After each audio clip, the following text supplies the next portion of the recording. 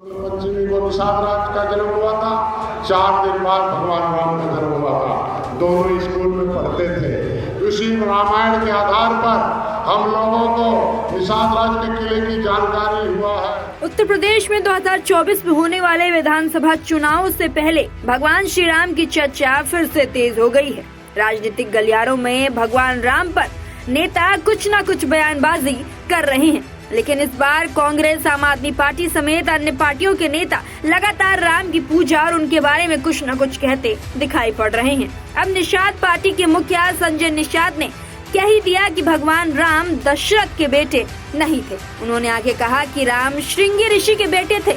सिर्फ राम ही नहीं, उन्होंने लक्ष्मण, भरत और शत्रुघ्न को भी श्रृंगी ऋषि का पुत्र बताया।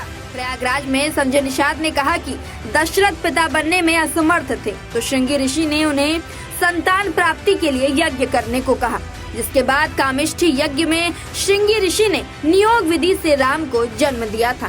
संजय निषाद ने यह भी दावा कर दिया कि राम और निषाद राज दोनों ही मखौड़ा घाट पर पैदा हुए थे। दोनों बाल सखा थे, साथ साथ स्कूल पढ़ने जाते थे। संजय निषाद ने कहा कि विज्ञान की माने तो खीर खाने से बच्चा पैदा नहीं होता। श्रृंगी ऋषि ने नियोग विधि से राजा दशरथ की रानियों को गर्भवती किया था। राम, लक्ष्मण, भरत और शत्रुघ्न श्रृंगी ऋषि के वंशज है, दशरथ के नहीं।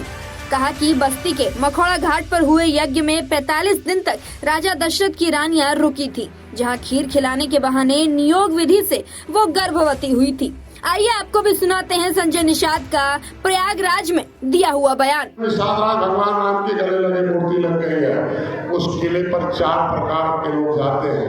पहला एक आदमी जाते हैं कि जिनकी मृत शरीर को भस्म करने जाते हैं। दूसरा वहाँ पुत्र इष्टकामी, पुत्र की कामना के लिए जाते हैं। वो एक अद्भुत स्थल है कि वहाँ से कहते हैं कि यही भगवान राम ने यही से स्वर्ग का रास्ता दिया है। अगर वहाँ मृत आत्मा को, मृत शरीर को स्वर्ग मिल सकता है तो निषाद राज किले पर हम लोग चलेंगे तो पक्का स्वर्ग का रास्ता हम लोगों को मिलेगा।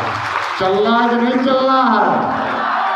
बोलो, अकेले की भीड़ के साथ पक्का?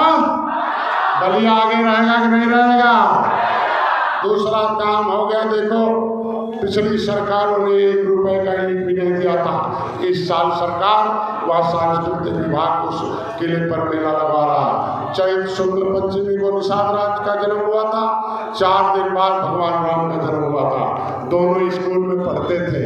उसी रामायण के आधार पर हम लोगों को निषाद राज के किले की जानकारी हुआ है। इस रामायण के आधार पर, अगर वाल्मीकि रामायण के आधार पर, रामचरितमानस के आधार पर उस किले की खुदाई हुई है, तो आज के हम लोगों के लिए गर्व है कि नहीं है?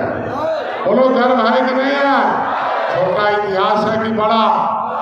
तो जो रामचरितमानस पर अंगुली उठाता है वो अधर्मी है कि नहीं है?